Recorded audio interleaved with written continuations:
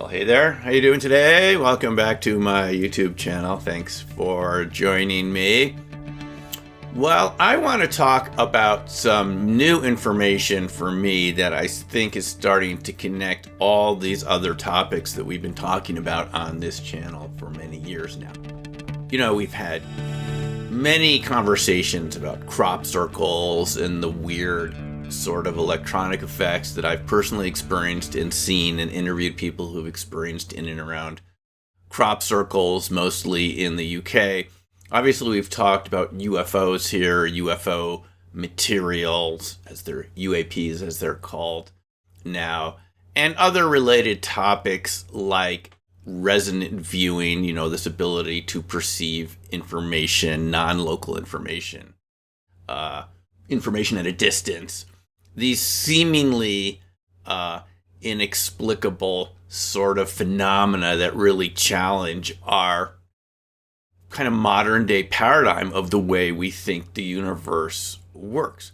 Well, there's another phenomena that's actually local to the area I'm in here, in Boulder, Colorado, and actually throughout the entire United States, and that's the Bigfoot phenomena. Now, this isn't something that I really knew very much about until a few months ago.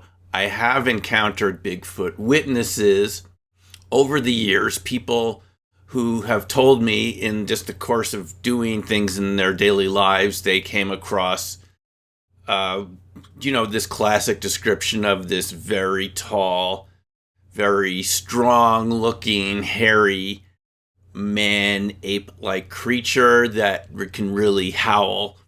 Sometimes it has a kind of an orange colored hair. I remember talking to a realtor that said he saw such a creature. I'm using creature for lack of a better word, since we don't really know, where they actually belong in the phylogenetic tree of life. But this realtor saw this very tall, what he thought was an animal initially, in southern Colorado, while he was looking at land that was for sale. And he said it walked on two legs, and it never stopped walking on two legs. In fact, it seemed to walk like a person on two legs. Another individual told me that he saw something in the Colorado Springs area to the west, up in the mountains there, Woodland Park, I believe it was, just walk over a very tall fence with just one stride, like a 6-foot tall fence. And another woman who I haven't shared her interview yet, perhaps will in the future, said that she was, again, in the Colorado Springs area, slightly to the west, and, something came up onto the porch of this house where she was living with several other women. And she was upstairs meditating. She didn't see it, but she saw this image of a Bigfoot in her mind's eye just before it let out a huge scream, which is very typical behavior for this entity. A very loud shriek. Some people say it kind of really creeps them out. It's the creepiest thing they've ever heard. Extremely loud. It can be like a howl. It can turn into different sounds. But there was a woman downstairs in the kitchen who actually saw it with her eyes, and it was right there on the porch looking through, their patio glass door in the kitchen there. So I came across these encounters a couple of years ago. I never really thought about it until about a few months ago. I started just doing a little more research into the topic, and I found out that there had been sightings just a few miles from where I'm recording this video.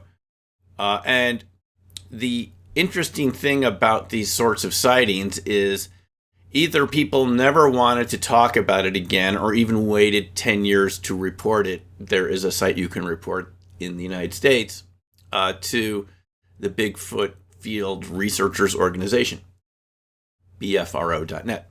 So I started looking more into these encounters, realizing they were happening around here, and I realized we're dealing with the same black swan ghost effect that I talked about when I wrote my book about UFO witnesses. Is basically this, and Jacques Vallée said this quite a while ago, the stranger the encounter, the less likely people are to talk about it. And in the cases of these Bigfoot encounters, it seems they're actually, I'm not going to say that they're really common, but they're not really rare either. But what we have in common with what we find with many of these encounters that people have is they never want to talk about it again because it's so strange. And they don't even talk about it with the people that they saw it with. It's that weird.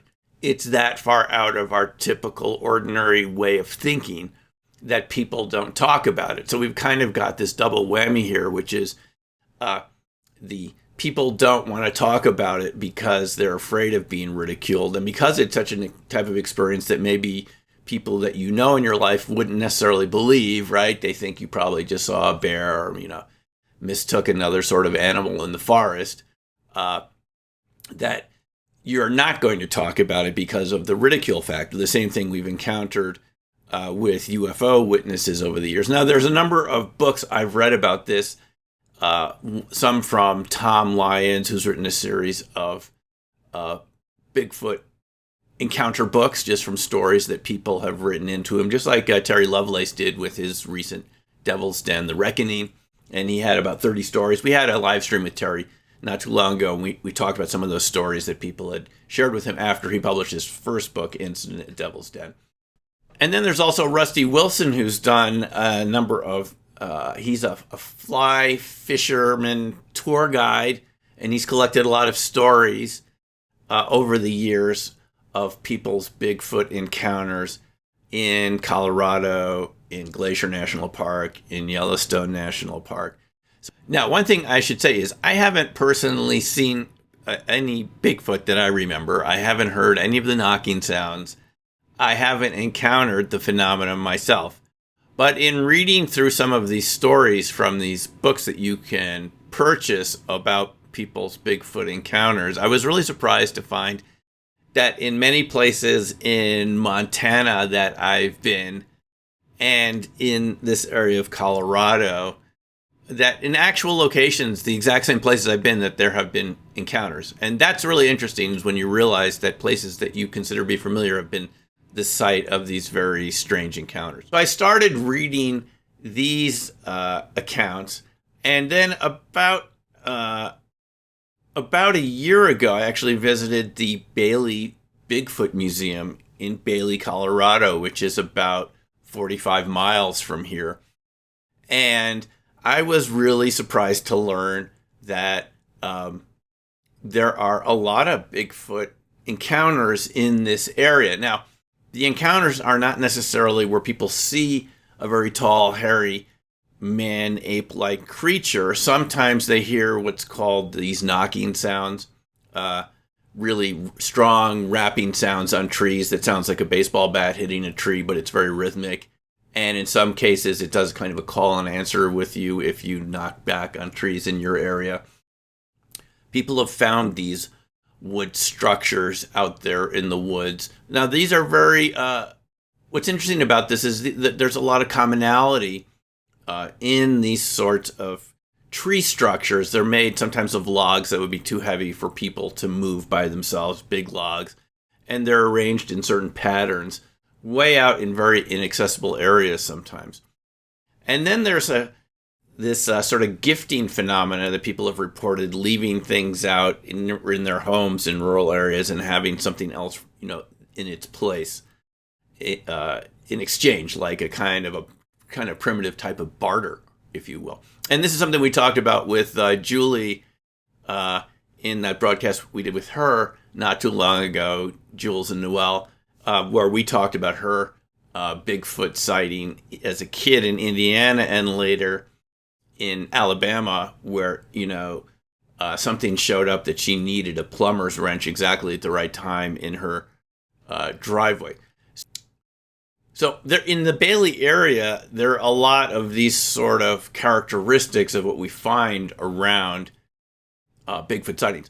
But the real interesting thing to me about all of this is something that is in common to crop circles, UFOs, Bigfoot sightings, poltergeist sightings, and anything that we label in this large sort of genre of paranormal, which is the battery and camera failure. And this happened just a few months ago in a town called Drake, Colorado, which is just a little ways down from Estes Park, not too far from Rocky Mountain National Park, which, I hope you've had a chance to visit. I visited there many times, but the first time I visited there was a long time ago as a teenager in the 1970s on a camping trip when I still lived back east with a group of other teenagers.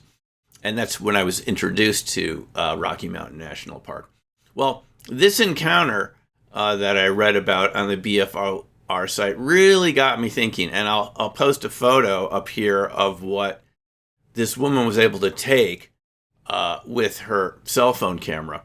The story goes that she was visiting a friend's cabin that was, shuttered for the winter, and the friend wanted to see if the cabin was okay. And this woman said she heard the sounds of what she thought were kids playing in the back, which didn't sort of make sense to her.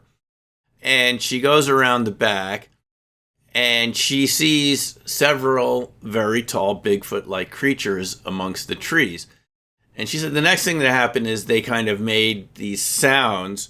One of them did with its vocal apparatus. And keep in mind, these are very large creatures that can make very loud sounds. But she said it made kind of an infrasound, like a very low vibration, and it caused her to feel so disoriented she didn't even know how to get back to the car where her husband was. The next thing that happened is she took the photo, and then her phone died.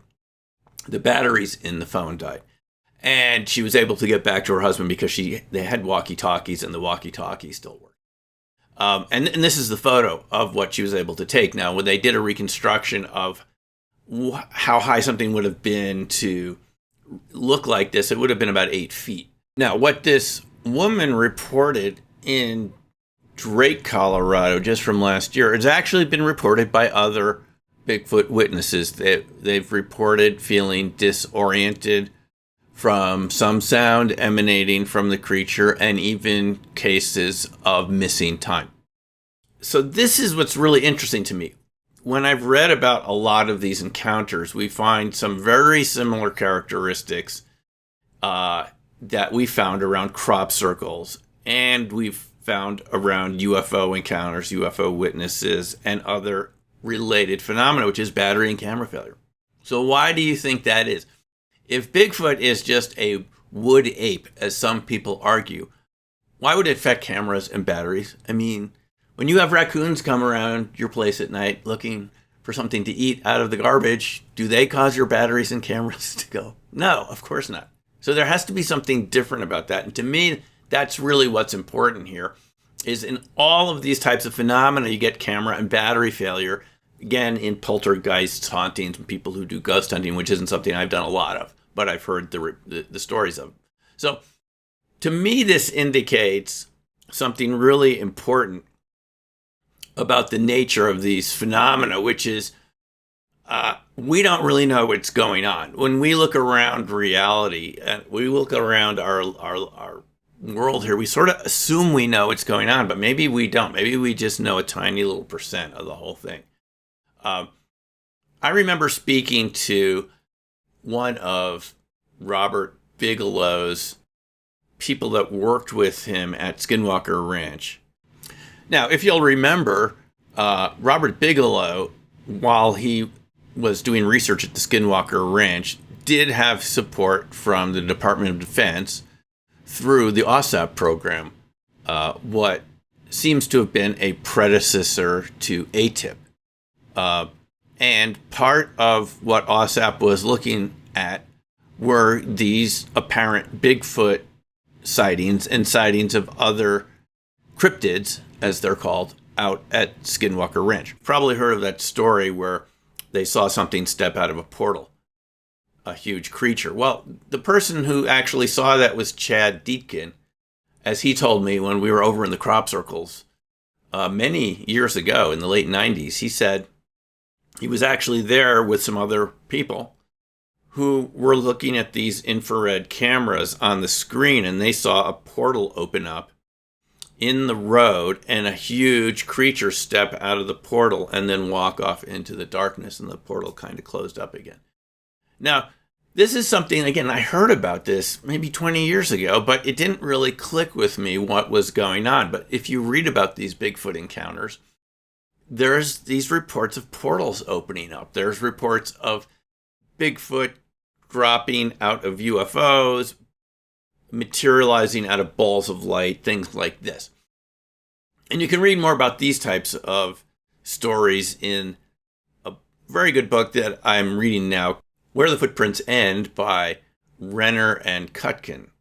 Where the Footprints End. And they go into all these sorts of very interesting kind of stories where we hear about these sorts of accounts of portals opening up and the UFO connection, the batteries, people going out on these Bigfoot expeditions in the Sierra Nevadas, having the cameras and batteries fail. Now, I've seen the cameras and batteries fail around crop circles. I've heard about it from other people. I've even heard about it from National Geographic when I filmed with them near Silbury Hill.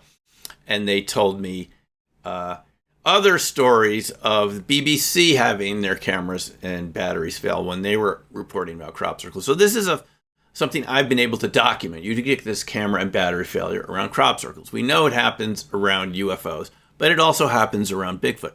People's cars stall around Bigfoot, just like they do around UFOs. You remember one of the witnesses I interviewed for Black Swan Ghost, Joy French, said that they were driving up, believe it was Mount St. Helens, if I'm not mistaken.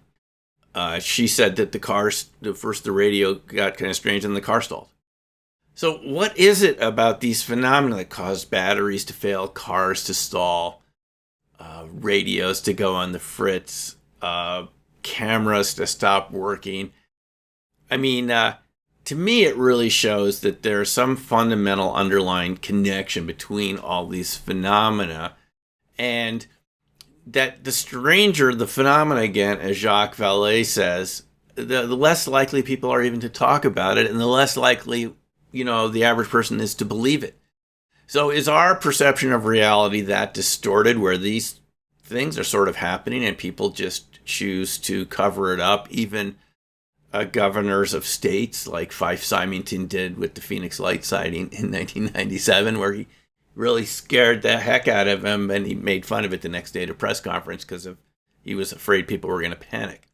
So is that what we're dealing with here? I mean, is our sense of reality really off so far that we're missing a huge amount of witness reports about these sorts of phenomena that, to me, well, they indicate that the universe doesn't really work just in a physical way, obviously. And this is something that Davis and Vallée talked about, the Vallée-Davis model, this kind of layered model of people's experiences, is it just simply doesn't fit into what we were taught about how things work. It doesn't even lend itself to a type of scientific analysis because it's just not necessarily repeatable, and it's hard to document, and it's not physical. And the essence of our modern scientific paradigm is that things that are physical are real, and then we can take measurements and compare measurements and theories. But if we can't do that with these phenomena, if they have a non-physical realm where they can, as Vallée says, change the topology of our environment so that physical objects don't even seem the same, if they can materialize in and out of our reality, it makes them challenging to study from a scientific point of view.